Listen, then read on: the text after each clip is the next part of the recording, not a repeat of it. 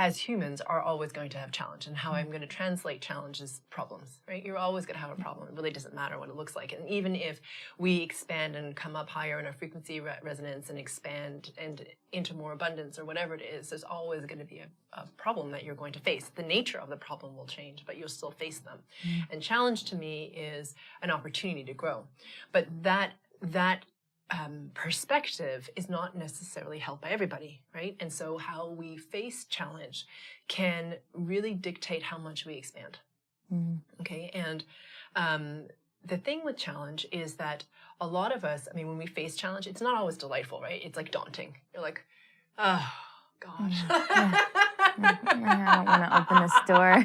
I'm like, oh, this is gonna suck. You know what I mean? Or, you know, it just seems like tiring. To some people, they feel exhausted by it, or like it's something they can't surmount, or, and so a lot of people will avoid challenge because they're looking for comfort.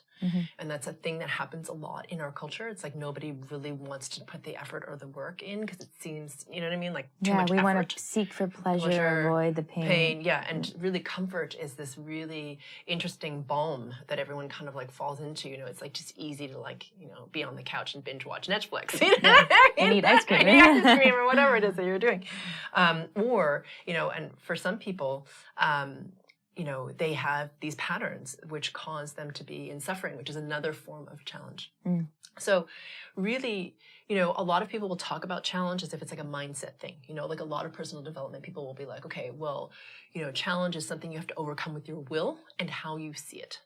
So that's true to some degree. And to me, you can do it that way. It's just a hell of a lot harder, right? You have to like force your will to like surmount the challenge. And there's some people who really get a lot of like pleasure or like ego kind of like pump from having like met the challenge, and they like perpetuate more and more of it, which is kind of interesting, right? It's like, you know, the beating of the chest, like I surmounted that, you know, and then they can tell everybody that they did.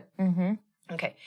So the thing about challenge is, as you release your distortions, okay, and there's so many distortions around challenge, but as you release your distortions, you start to rise up in your resonance, as you and I have talked about many times, and you start to be able to see things from the big S self, right? The perspective of you as infinite, indestructible consciousness.